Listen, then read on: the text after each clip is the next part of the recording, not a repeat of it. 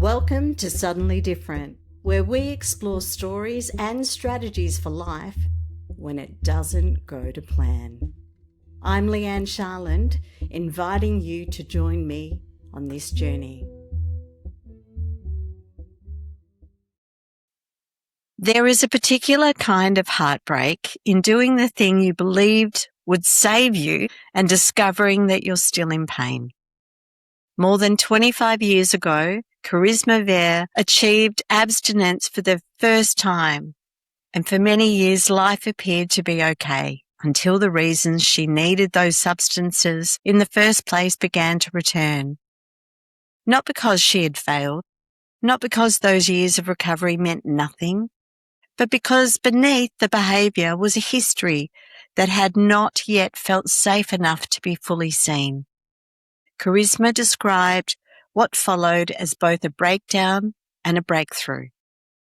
But those words can make transformation sound cleaner than it is. They do not tell us what it feels like when the way we have learned to survive stops working, when independence begins to reveal itself as protection, when the voice we believe is keeping us accountable is actually keeping us ashamed, or when returning to treatment feels less like starting again and more like finally reaching the part of ourselves we could not reach the first time.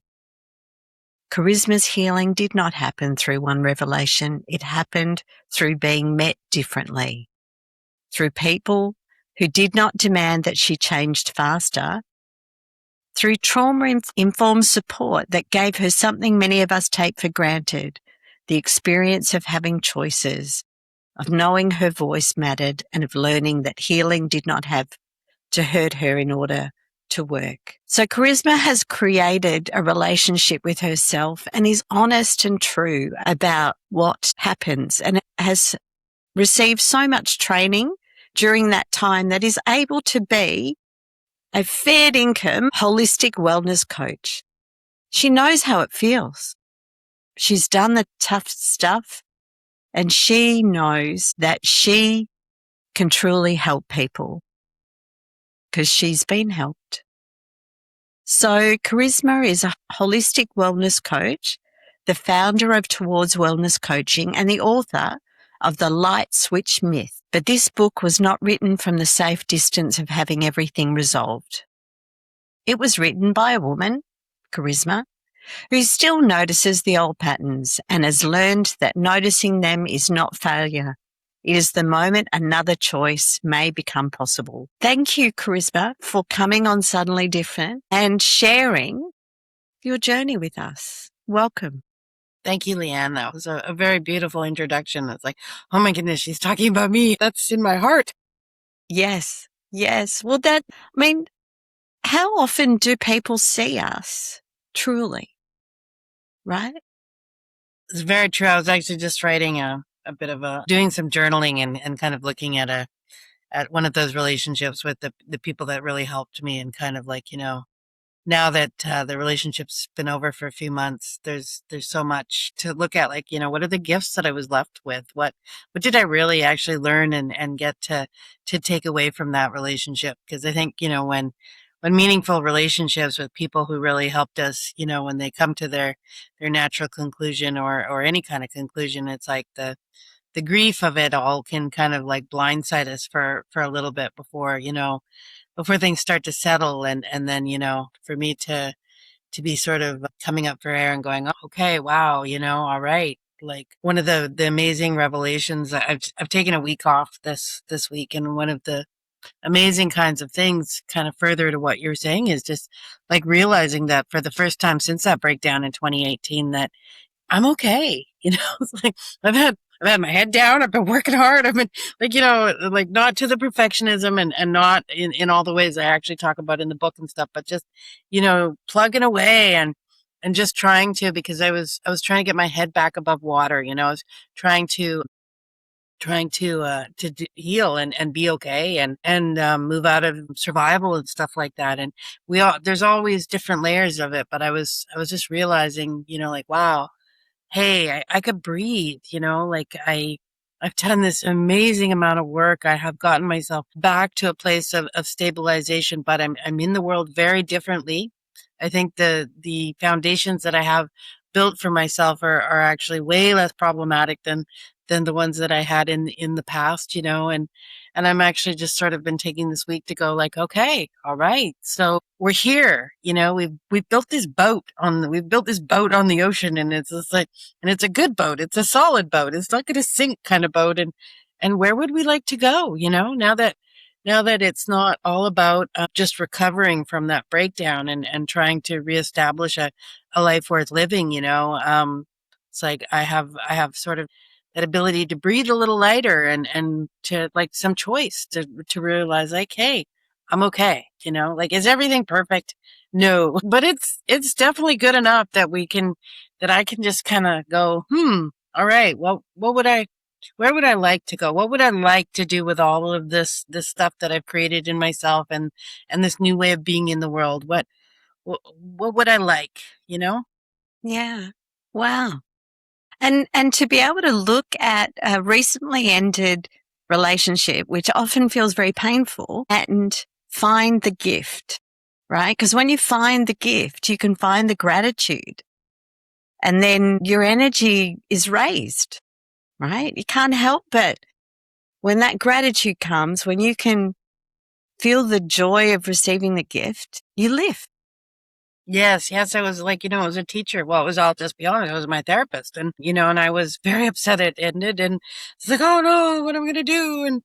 But she had all the confidence in the world in me. And as I moved through the last couple of months and getting to see all the different changes in me and how I am differently in the world. And, I laugh because I get her kind of smiling with it, like, I told you so, like, not just like a very gentle, like, she wouldn't be surprised, but I'm like, huh, I didn't know. Okay. Cause I had my head down. I was working so hard, and it's just like, okay. And that is kind of beautiful because yeah, I think all of us, we want to hold on to people forever, and that actually is very rarely the case, and yeah. So, I mean, I think it is like a double-edged kind of gift. It's just like, okay, well, you came along, you were this incredibly meaningful person in my life that made such a big difference and taught me it's just like amazing things that I get to hold on to. And now you're gone but you're not gone because you're still here inside me in all of these different ways, and helping me be in the world in ways that are truly very different. I was uh, I was recognizing this week. It's just like, well, prior to meeting her, I didn't really ever trust that anybody could really see me or understand me or get me, and I was carrying this pain inside, that it just did not have any hope that anybody was ever going to be able to understand, and she got to be that person, and she really did. And I was thinking, like, regardless of the fact that I didn't want it to end, and regardless of the fact that it still, can make me very sad, or there's still grief that I'm going through about that, it doesn't change the fact that I had that experience. Like, I'm not the same person because I went in there with that pain of never being seen or acknowledged, or having somebody be able to be present for me in that way. And then I've had that experience now. So in it, I know what it feels like. I know what it looks like, I know how to offer it to myself, and I know how to, like, use discernment and other kinds of things to get it in little bits here and there. Is it ever going to be exactly the same as with that person? No, it never is. But it's I'm not that same person that didn't ever have that experience. I'm now somebody who's had that experience, and can, I even, like, hopefully offer that to other people here and there, right? Yeah. Well, and that's what I was just thinking. In 2026, right? How many people take the time to truly be present with another person, right? We've got our phones, we've got all our distractions, and we've got, tons of troubles in our own minds. And it's really easy to just not be present with another person. It's easier to be with them but not with them than it is to truly see them and hear them and feel them. And that's a gift that you're able to give to your clients. Yeah, and it's it's such a beautiful thing too, though, when you can learn how to give it to yourself. Because, I mean, similarly with other people, it's like feelings make us uncomfortable. So, like I understand you're in pain. So, like, I'm either trying to problem solve it, fix it, minimize it, offer you a cookie, whatever. And that's what I learned in that relationship and with myself is that's not actually what we need. We actually just need to hold space for each other. I do internal family systems work, so I've got this little kid in me, right, and she's just holding her breath for this person to come back, right, like. And then it's like, I have to be that adult that says, like, she's not coming back. She's not coming back. But I could do that with love and kindness, and with this new kind of understanding, like, I can't make it better. I can't make it better. And I don't need to talk her out of that part of me out of my feelings or anything like that. I just need to be there. I just need to make space for it. I just need to, like, yeah, okay, hold you while you cry, right? And we'll heal. We'll heal in time, right? That will ease up. And of course, like I see people that I love like that. If they're in the stars and they're in many other kinds. There's many ways, but to like a 3 or 5 year old, they don't get that. And even me saying like, well, I'm here. It's like, no, this is like, I don't want you. I want her. So it's just like, okay, well, that's a whole skill set to be able to just be with that little kid and say, yeah, I hear you. I get you. Like we're just gonna chill out and we're gonna give you time to have your feelings. And I'm not gonna try to minimize them or make them go away or solve them with some ice cream or whatever. Not that a little bit of ice cream strategically used is a bad idea, but and that's, so for me, like that first really getting it from somebody else because I hadn't ever had that experience. But then that's sort of big of the realization this week is I've been left with this gift that I know how to give it to myself, like, so as I'm going through this and some other things that are going on in my life, I actually have the skill of being here with myself where it's like, I don't need to fix it. I don't need to get rid of it. I don't need to judge it. I don't need to numb it. I don't need to dissociate it from it. I can just actually be with it, which isn't all it's cracked up to be when you're in it. Yeah, but the fact that like the fact that all of the things that you could do instead of, and yet you still choose to be in it, right? And that you can, there's so many different ways that we can stop experiencing the pain that we're having. Yeah. And, I think, I don't know, I could be wrong, but I think a lot of the world is just, we didn't get seen and heard and acknowledged, and there wasn't room or freedom for our feelings and stuff like that. And so I think when we do run into people that can just really hold space for us like that and meet us where we are, not who we used to be, not who we want to be, and just like hold space and just be there without, trying to change it or anything, just like be there with you. It's this quite amazing experience, right? I mean, I know when it first, with me, like I could handle all of like 30 seconds of it and then it would make me uncomfortable. So I would try to change the topic, right? But because it's like, oh, wow, like, cause it hits hard, right? But yeah. I just I can see the little kid in everybody and it's just like, oh, wow, like you see me, you and you can just be here with me in this. Wow. That's powerful, right? Yeah. And I was just thinking about like children today learning that their parents are so busy. Parenting's not easy. It's not easy. Life is hard. Most households need 2 incomes, so people are working full time, and children have devices. So there's so much disconnection. It'll be very interesting to see how those children are as adults.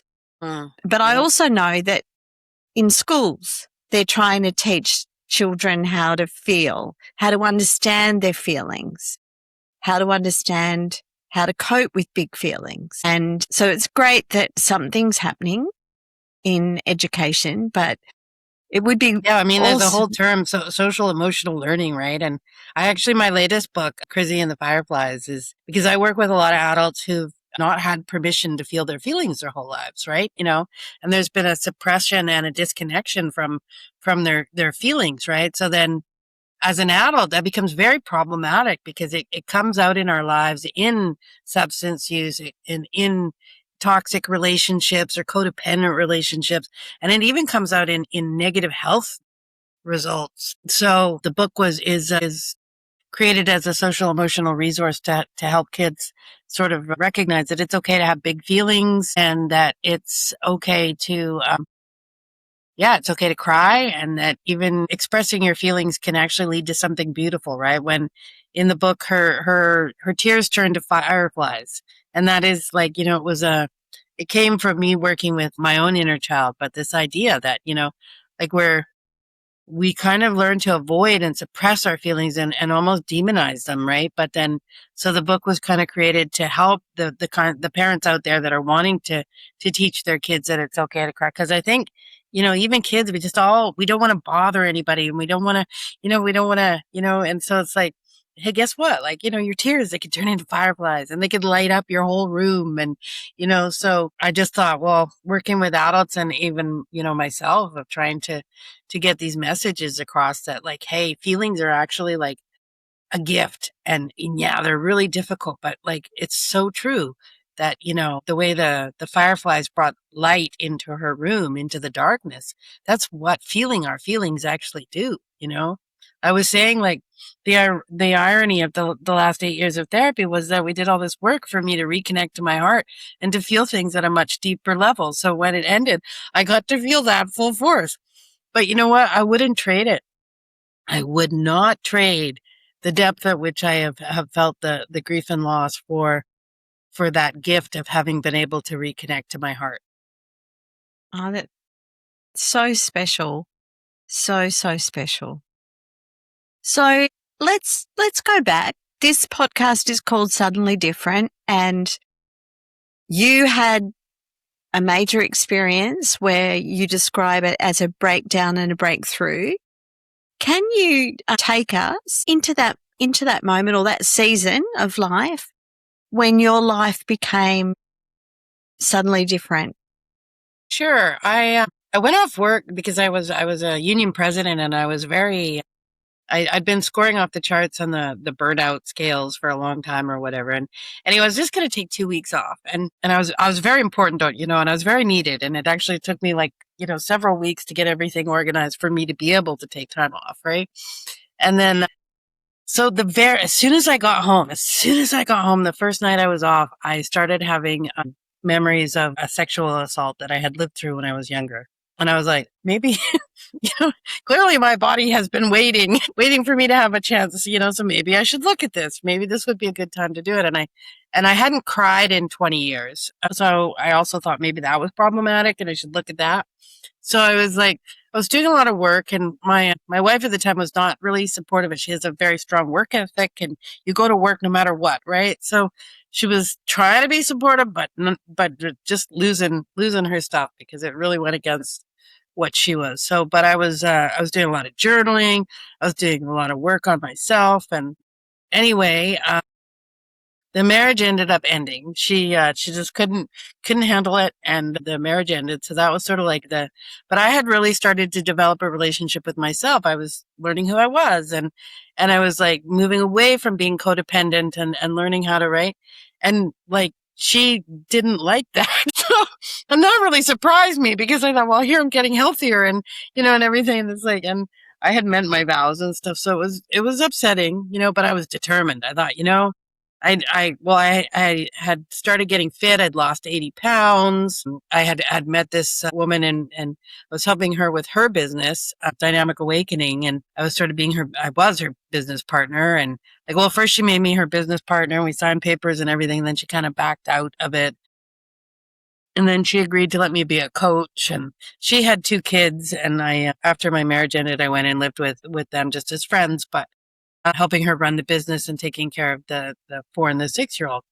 Well, it all blew up, and the relational trauma just like hit me really hard, right?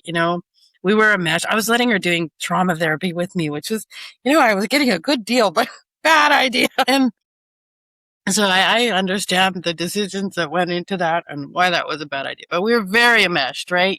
Everything but romantic. And so anyway, it blew up. And I was at the time I had lost about 80 pounds. I had turned vegan, which I'd always wanted to do because I never agreed with eating meat. I had a thriving coaching business. I had like, I don't know, 10 to 15 clients and was helping them all improve their relationships with themselves. And I had 14 years clean. And, I really thought that I was just at the top of things. I just thought, well, I thought that I had tapped my way through all the traumas, and I thought that I had dealt with it all and that it was really my time to enjoy life, right? But what I didn't realize was that my sense of success and my sense of self-worth were so tied up into what I was doing, right? Like all those metrics that I just described, my sense of self was really tied up into that. So the first kick was when it blew up with my friend, and she pulled the kids right out of my life, just like that. And that was so painful. I couldn't even look at it, but I kept going. So my body was shutting down. So I would curl up in like these shaking, panic, stuttering attacks. And I'd do that for 20 or 30 minutes. And then I would get up and I would be like, okay, I got to positively manifest a new place to live. Right. Cause I do believe that if you think there's nothing out there, you're going to find nothing. Whereas if you just forget about the statistics, just really picture what it is that you want. Like you got to do it wholeheartedly, right? So I was trying to do that, and did actually kind of manage to do that a little bit. And I'd go down to the gym and I had friends that were telling me like, you need to go on medication. And I was like, no, no, no. I'm just going to like keep doing the exercise, keep eating right. But I wasn't really eating right. I was really kidding myself about that. I was living off of protein powder. And anyway, I was all the trauma was coming back, but I didn't really realize it. So it's like having got like somebody put glasses on, and I was starting to see things through the lens of when I was younger, and I didn't even notice that happening. And then I started dating this woman, and the first week was really good. And then after that, she was like such a narcissist. And she was really mean and dismissive and all these things that it really mimicked my brother and other aspects of my family of origin, right? So it was so like my kryptonite, because rather than responding as my adult self who has boundaries and like, hey, I'm out of here. I'm not going to let you treat me like that kind of thing. I was just like getting smaller and quieter and just getting more and more unwell. And then I had friends in the program, and they were like, you can't be with her. And I was like, oh, it's fine. And the lenses on me, I started perceiving rejection. I had a few falling out. I no longer felt part of NA or anything like that because it was just, my world was getting smaller and smaller. And a couple of weeks before it was going to end with my girlfriend, I'd already lost all of my friends and everything. I had gotten bed bugs the about 4 or 5 months earlier, and I started smoking cigarettes again because I was just like, I need to do something because it was just that one straw over the edge of what I could handle, and I was actually very phobic. So started smoking cigarettes. Well, as a health and wellness coach, smoking cigarettes doesn't really work very well, right? So there was a conflict there.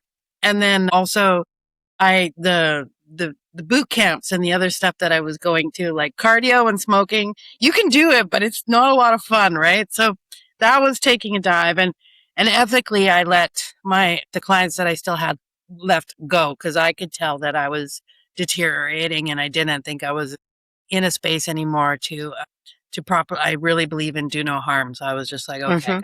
I can't be doing this right now. So everything fell. And then I did actually try a couple more times, but like the program, you're supposed to kind of reach out, and I was reaching out. Nobody was getting it. Nobody was answering or responding to me. And I hung in there another couple of months, but when I knew it was about to end with my girlfriend, like I knew, it's just like, this is just a matter of time. And so I decided that I would drink again, right? Because in my past, it's like drinking's because I had these trauma visions, and it was just like endless time. She was going to be gone. Everybody in my life was going to be gone. Everything was going to be gone, and it was just like this endless amount of time in front of me, and I didn't know how to cope with it. I was just like the trauma vision was so bad. And so I thought I will drink. Well, of course, while I'm on my way out the door to go get some beer, I realized like, well, in the last 14 years, they've actually opened up pot stores, right? Like this is legal now, right? So a quick Google, oh, look, there's 3 near my house. Well, we might as well grab that while but I'm a little bit different. I had a 14-year medallion. And before I left the house, I looked in the mirror. I said, like, I love you. Nobody's ever going to take that away from you. We just did 14 years, absolutely clean of all substances. And I kissed the medallion and I said, I'm going to do something else right now because I need to, right? So, but I took that moment to just be grateful to myself. And then, yeah, I used a little bit of wisdom. I kept it to soft drugs and soft alcohol, but I was self medicating nonstop. And, the people, my girlfriend and her friend, they were like shocked, right? And I was like, no, it's all good. It's all good. I just decided I would drink again. It's not, and so it just, and sure enough, we broke up a couple of weeks later, but we were breaking up at my house and this little part of me came up and I was losing it inside. Leigh-Anne, I was like losing it because I was about to get down and just start begging and crying, like, please don't leave me kind of thing. And this was not the kind of person you want to do that with because I know she would just sort of stand over me, like, and just be all condescending and terrible. So I was like, you can't do that. You cannot do that. Do not do that no matter what you do. So I got her to take me to the hospital, which I'd never done. And I also sort of had a hunch one of the medications I was on was not doing me any favors. So I hadn't been able to find a psychiatrist. So I'd go to the hospital, but it's 5 days in the emergency room with them out treating me at all. By the time that was done, I was fairly much more messed up and fairly catatonic. I came home for a couple of days. I went back to the hospital, this time determined to get in. It was like another 6 days in the emergency room, not getting any kind of help. And then I did go stay somewhere for 2 weeks. But like by that time it was really like a brain injury. It really was. I was catatonic. I had severe amnesia. I mean, I knew my name, and I knew this was a ham, but I didn't know how to cook. I couldn't remember any of my life experiences. I didn't have any access to my own agency or resources or things I had lived through or anything like that. So I felt like I was just floating in space and I was pretty much, I was in a state of panic, like a panic attack, not a 20-minute one, but like a 24/7.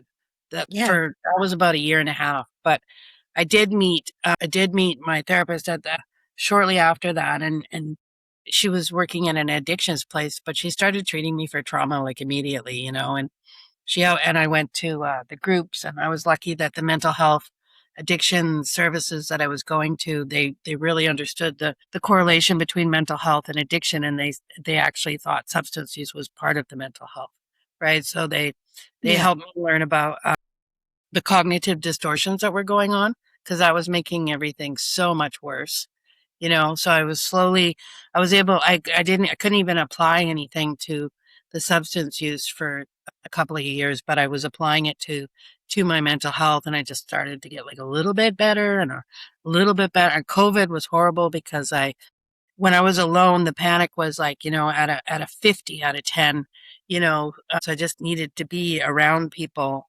And those weren't always the best people that I was around, but I made do. But I just kept going to therapy. I kept going to groups. I kept just doing things. But all the old ways were just, like what I learned was that when you're already struggling and you have all this stuff, you add layers and you make it harder. You make it worse, right? Yeah. So what I kind of learned to do first was just not to make it worse. Like it's already bad. Let's just not make it worse. And then from there, I actually started to learn some techniques and stuff to just make it a little bit easier. And nothing stops difficult things from happening.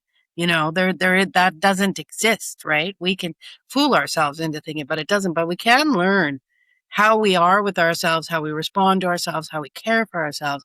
Like we can either exasperate a situation or we can actually help ourselves get through it, and I had spent my life you walk along, you fall in a hole. And I would stand at the edge of the hole going, well, you fell in the hole. Yeah, you did it, didn't you? Right? What are you going to do now? And it's like, and I learned how to like be the person that comes along. It's like, oh, you fell in the hole again. Oh, bye. I bet you feel really terrible. How can I help? Here's a hand. Let me help you get up out of there. Let's figure out what happened and make a plan to try to help you like not do that, but real empathy for myself in struggles as opposed to this harsh criticalness. And even I still remember looking out the window at my farm, and because I've been hearing all this stuff about Kristen Neff and Brene Brown and all this stuff about compassion, right? And apparently it was supposed to be more of a motivator than cracking the whip or discipline or pressure or setting the bar high. And I was just like, I don't know. But my way, there was at that point probably been 4 or 5 years of working really hard at simple things like just eating once a day or brushing my teeth or, like smoking 2 less cigarettes or 2 less joints or 2 less beer or what. Like I'd been working at these very basic kind of things, just trying, and I wasn't really getting anywhere, and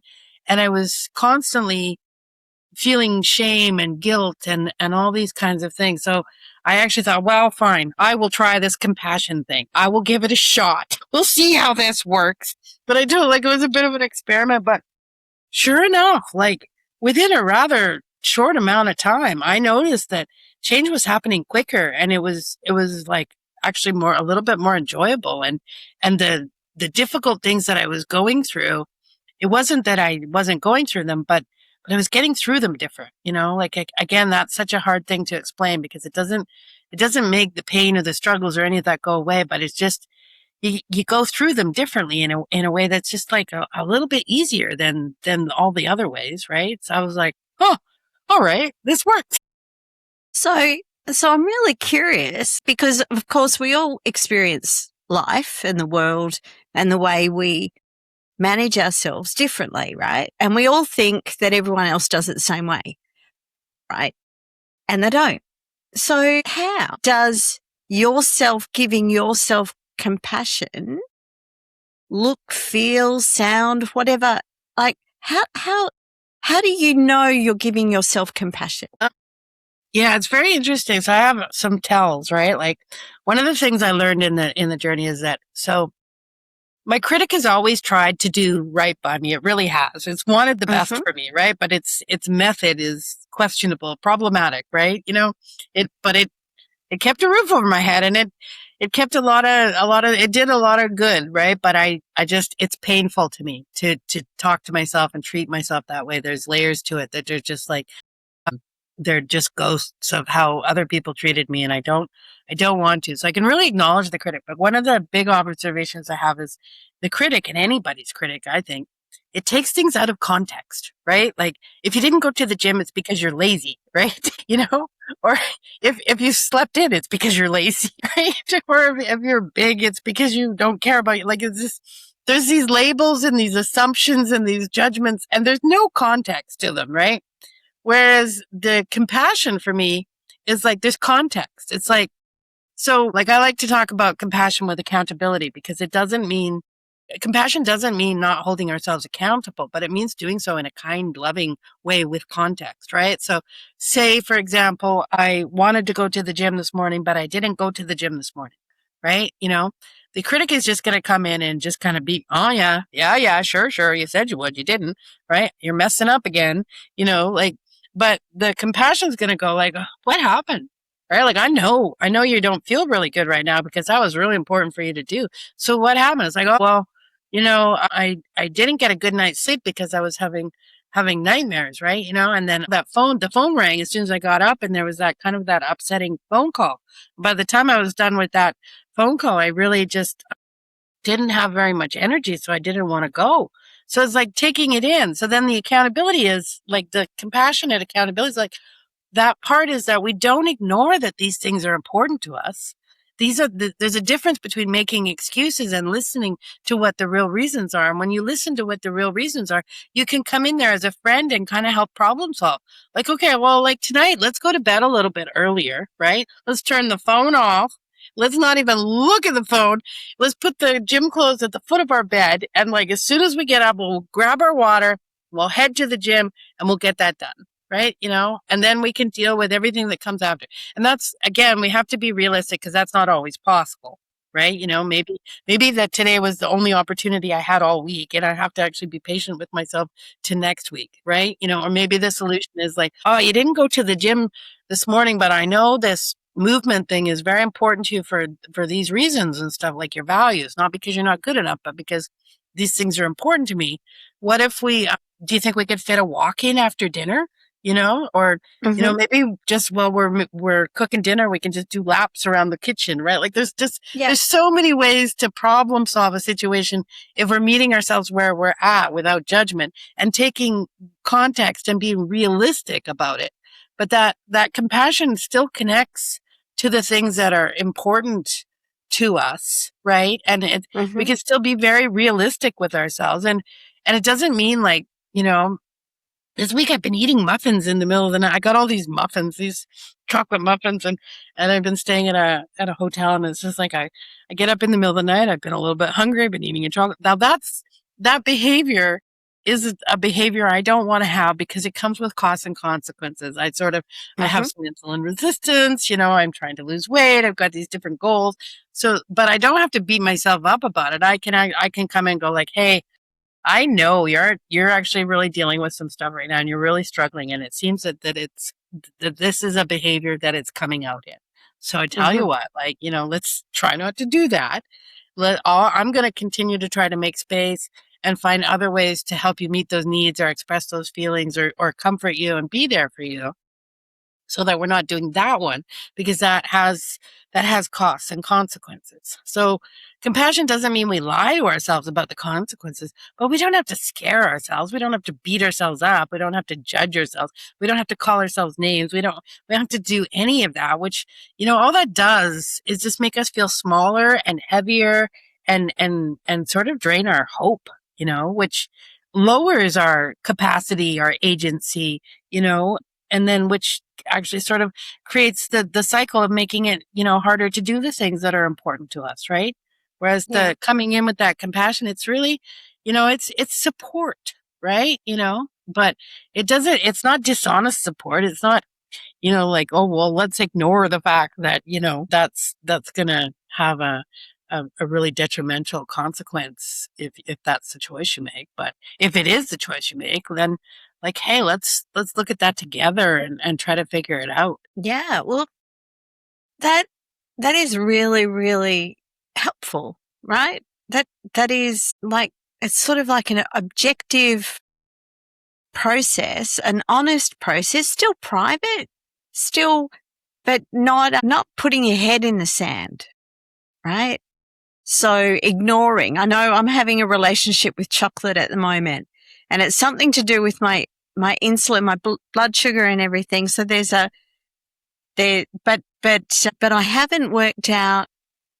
I can see now that I've been using my critic to manage the situation instead of looking at it and going, okay, so why am I doing it? Curiosity is our friend, boy. Yeah. Boy, oh boy. And it's curiosity and patience. There's actually kind of rare qualities in a sense. And I didn't think I'd ever be able to develop them. But when something happens now, I actually tend to, this is what I mean I was saying, it's like these things that used to be automatic, the judgment, all those kinds of things, they were so automatic. And now, like, I can, when you ask me, what does this look like? My automatic responses are actually to be curious and to be a little patient, right? Like, okay, all right, muffins at midnight, not a good idea. Let's be patient. Let's actually, okay, what's going on? That's the curiosity, and not a manipulative kind of curiosity. And the patience, it's like, all right, okay, this is not ideal. Let's change this, right? If I was sticking my finger in the light socket, I wouldn't want to be as patient with that. No, there are some things that are far too dangerous to be really patient with. Yeah. So tell me, like, you are a great storyteller. You're so aware and generous with sharing your information. Tell me what it was like when you started writing a book. What was that process with the writing of the book? Did it start as a book? Yeah, that one did. I had been writing emails again to my therapist was above and beyond anybody you would ever meet, but she part of my healing was I was allowed to email, and I used it for all kinds of things, probably way beyond what she was expecting. But I'm just like, right. So I already had the writing was a part of how I healed. It was part of how I came back to myself. It was part of how I found myself. And it was also part of that being seen and heard, because my story had always been very compartmentalized, right? And the writing, one, it helped me cope. It was an alternative to numbing, but it also was, for the first time in my life, I actually got to share my entire story with another human being, right? Yeah. And that took several years of writing. But so I already had the logistics of writing down, right? Mm-hmm. And I was back coaching for a couple of years, and I've always coached with metaphors. I think we have constructs. We grow up with constructs, which are those bigger ideas of things. We put different things together, and we all have constructs of what change looks like, right? Or healing or whatever. So I always talk to clients in metaphors, because I feel like metaphors can help us challenge and replace those constructs more than like just a word or a sentence or an example can be. So the light switch myth is a metaphor. Well, I guess it's a construct too, that I've been using for a really long time. I used it in the first go round of my coaching, and then I had been using it again. And I even when I work with highly functioning people, it's like they might have very realistic expectations and healthy behaviors around change in many areas of their lives, but there's always one or two places where it's like they set the bar really high. They're in that success failure kind of perfectionism zone or whatever. So anyway, I was just like, I came home after sharing the metaphor again about how change is not like a light switch, and this has been my experience. Like, hey, okay, that patience, that curiosity, that the fact that, like it's not linear. We're gonna double back sometimes to learn things that we didn't learn the first time, right? Or we might need to take a rest, or like little tiny steps are actually gonna allow our nervous system to catch up to what we're doing, as opposed to the giant leaps. I would always giant leap and then fall all the way back down to the Oh, bottom. I yeah. could maintain it for a little while, but then there I would go again, right? And this is like, okay, well, what if because I laughed, I was like, run really hard at the wall and jump over it. And I would kind of do it, kind of get to the top. Then I'd fall back. A lot of the times with the dissociation, it would be like an electric fence, and I would go flying back 20 feet. I would forget what I had been doing. And then eventually I'd remember what I'd be doing, and I'd do it the exact same way, and I'd get the exact same. So one day I was like, I wonder if I walked up to the wall very slowly, and I created little steps, and I tried to get over the wall that way, if that would work. And it did, right? So anyway, that was the idea of the book. I have very strong English skills. I remember all the English classes I took, even in elementary and high school, and I love them, and I wrote stories when I was younger. So like I knew the concept of an outline, right? Like Mm-hmm. that's any story has to start with an outline. Right. So I came home, and I wrote the outline, which is actually only the first half of the book. Chapters, I think it's 1 to 9. I think there's 9 chapters. Yeah. So I wrote that's what I thought it needed to have. I had my outline, and then I filled it in. And then I spent the next couple of months waking up at 2 o'clock in the morning going, it has to have this. It has to have this. That was just like my creative side was pulling from all the different things of resources I wanted it to include, because I wanted it to be, I didn't want it to just be a tell you what to do kind of book. I didn't want it. I wanted it to be like, hey, this is kind of like, what worked for me, how I've done it. But then I also wanted to include a lot of resources that I have vetted, right? Like that, that, that align with the concepts that I was talking about in the book. So, and then, with assistive technologies, like all the spell checks and I didn't use AI to write the book, but I used AI to remind me how to use word process, to use Microsoft Word. Because I was like, how do I populate a table of contents? Or, Yeah. back in the day, I probably would have taken me a year to research how to publish a book Mm-hmm. independently, right? Whereas I was able to use AI to like tell me, okay, so you're going to need this font size, you're going to need this kind of a manuscript, you're going to need this is what you do. And it walked me through all the different platforms that I needed to know how to use to be able to launch it, right? So that I streamlined an awful lot of the administrative stuff, right? Whereas keeping the what's it called? The all the ideas, the creativity, the writing, and that's all mine, right? I just used AI as an assistant to get it done quicker, right? So I actually have very strong ethics and beliefs about that. Is just like, because AI is here, and I don't think it's going away, and No. I think we can use it responsibly. And I'm a little annoyed sometimes with people right now because it's such a polarized issue, and people. It's like, again, don't judge a book by its cover. Like, maybe you should ask how it was used instead of just, yeah. So there's a lot going on around that. So. Well, I know with me, because I've got brain injury from the vaccine injury, I have no consistency with my ability to find words or my construction of sentences. So if I hadn't have started using AI to help me just over a year ago, that was when I had enough cognitive availability to try. So I'd been 3 years not being able to try. Then I tried, and so I collaborate with it. It's my ideas Exactly. It's your and intellectual everything. property. So And it's then all you my help it ideas. streamline the process, right? Yeah. Yes. So it's helping me, because with my disability, I wouldn't be able to do it. But there's a difference between stealing someone else's intellectual property, right? I mean, I've similar to you. I've spent, since my mid-20s, I've been going to personal development courses. I've done Silver Mind Control, Tony Robbins, all sorts of different things, Reiki, all sorts of different things, right? So I've got lots and lots of knowledge about alternative ways of doing things that a lot of people don't have. But remembering those for me is a little hard. So similar to your catatonic state, there's a bit of, there's a bit of amnesia there.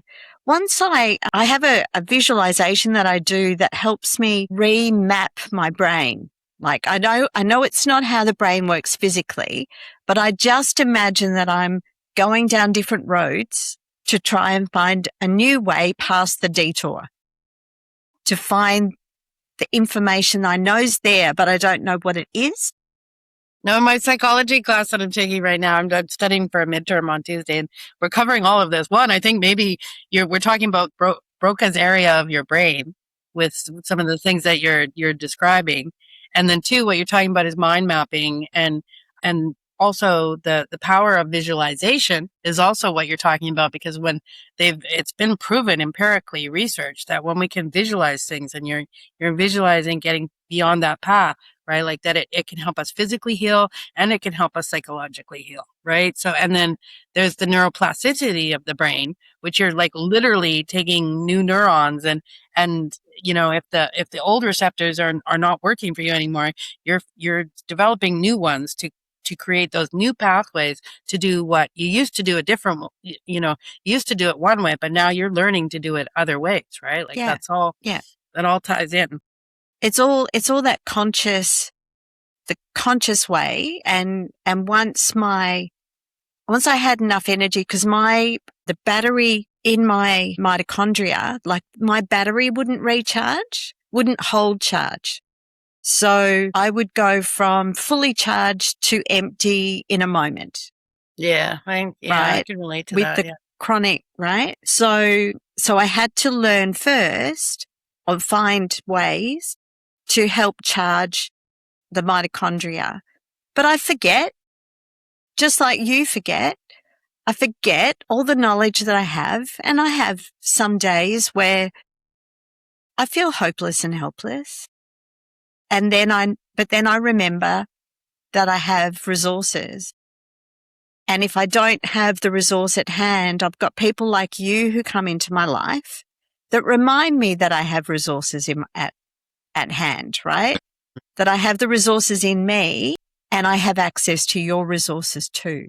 Yeah, I'm having that kind of an experience these days too, right? And it's kind of it's definitely kind of cool. It's too it's interesting because we have these perceptions of our limitations, right? And then Yeah.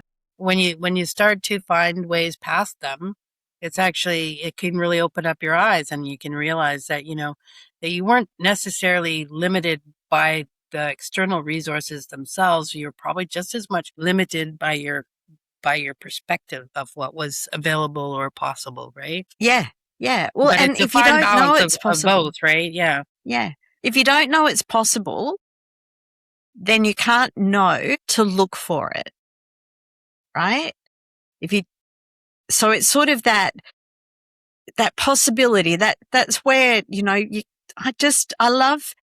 I love being present with people and having the possibility of seeing what they experience life as.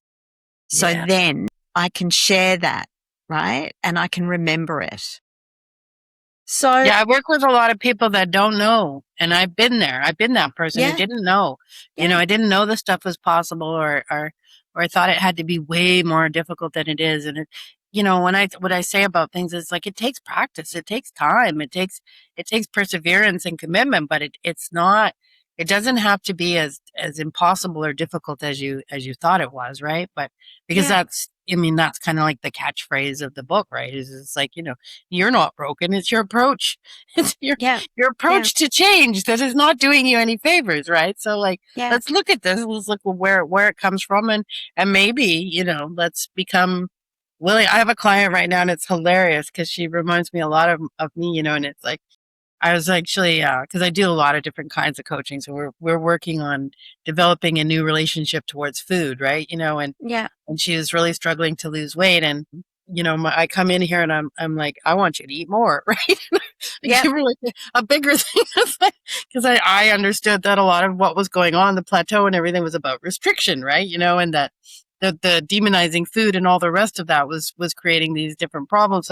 So like it was hilarious because she like, you'd be crazy, right? And I was like, the first person who told me that, I'd be like, you'd be crazy, but I did it, right? And I love yeah, this client because she's like doing it, and it's having the same kind of effect, and she's actually learning how to feed herself with care, and see food in a different way, and have this different relationship to it that is going to be like so sustainable. And we had a meeting about as whether are we gonna do this for a second month or not, right?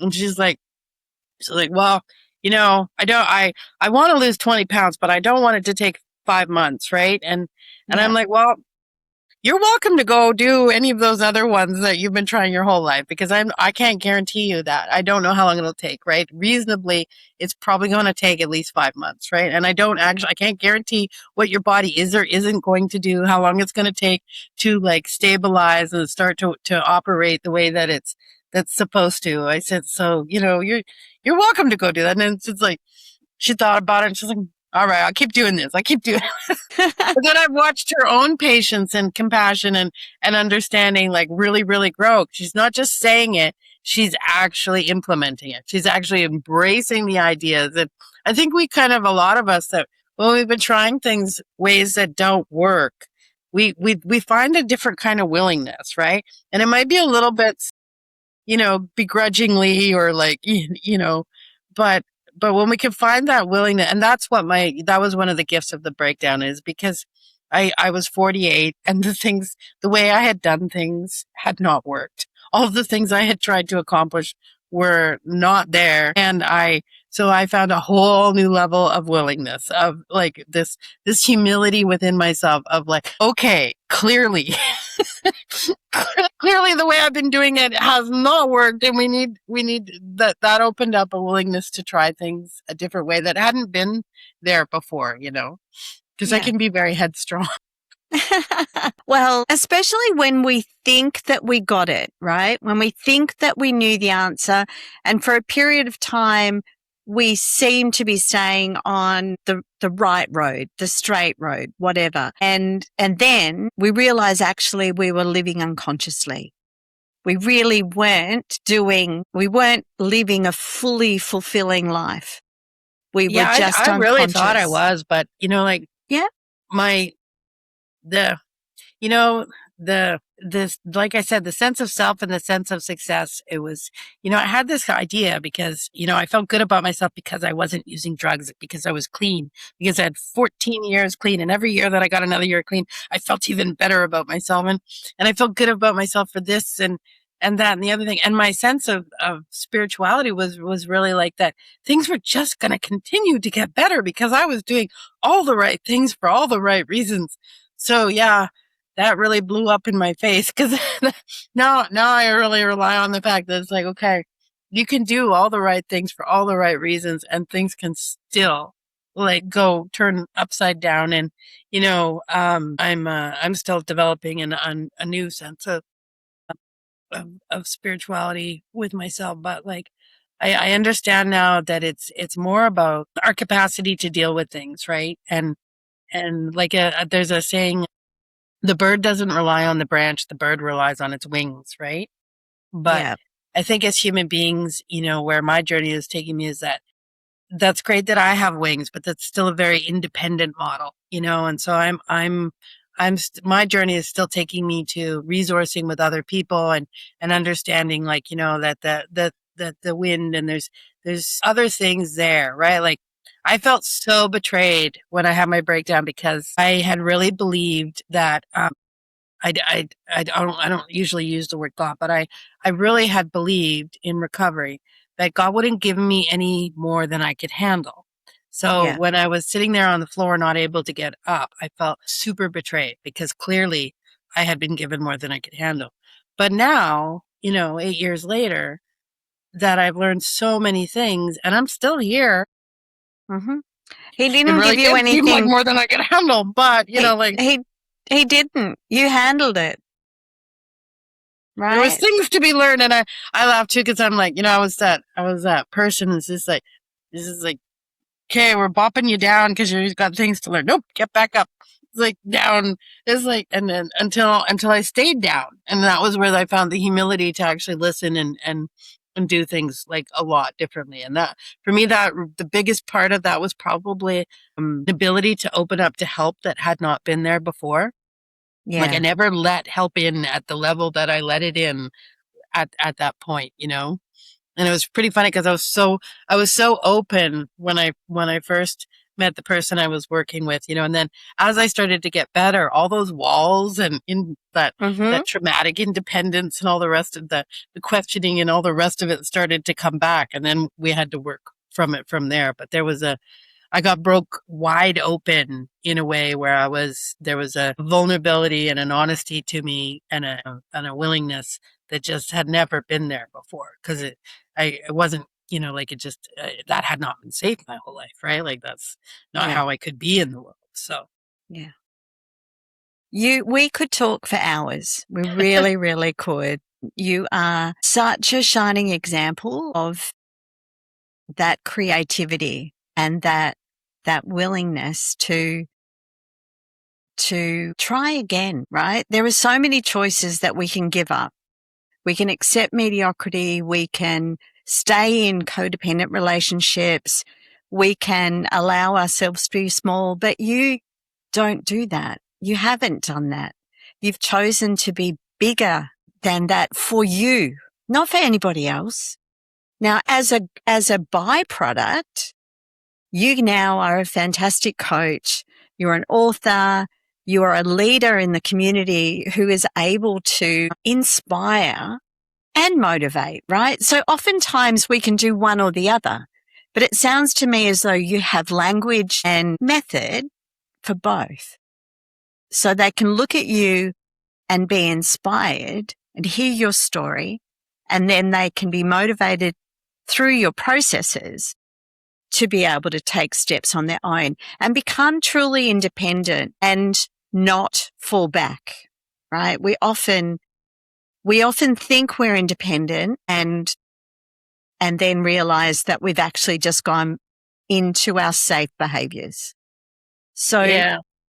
thank you so much for sharing, all of you, today. And I'm sure our listeners will be still listening at this time, wanting to know what it is that, or they won't want to be letting go of this conversation, I think. I think it is really special. Normally I have a really well articulated outro planned, but it doesn't feel right. It feels more that I need to see you absolutely as who you are right now. And thank you for all of your journey and the journey ahead, for the wisdom that you will be able to share with us who may be just on a slightly different path right now and will need to come back into your orbit sometime soon. So thank you, Kerisma, for everything that you've shared today and for all that you're doing. Thank you, Leigh-Anne. It's truly like, I know a lot of people do things for a lot of different reasons, but I've just been loving meeting people like you and having these conversations. It's just like, it's just so wonderful. It's just like, okay, yes, Yeah. So, will you take care? I look forward to your next book. And now we're friends on Facebook. I get to see all that you're up to. All right. Will you take care and have a good night? Thank you. Bye-bye. Bye. This has been Suddenly Different. I'm Leigh-Anne Charland, and I'm so grateful you shared your time with me. If you felt a spark, a tear, or a moment of recognition, I hope you'll pass that gift along by sharing this show. Take a deep breath, trust your path, and I'll meet you back here soon.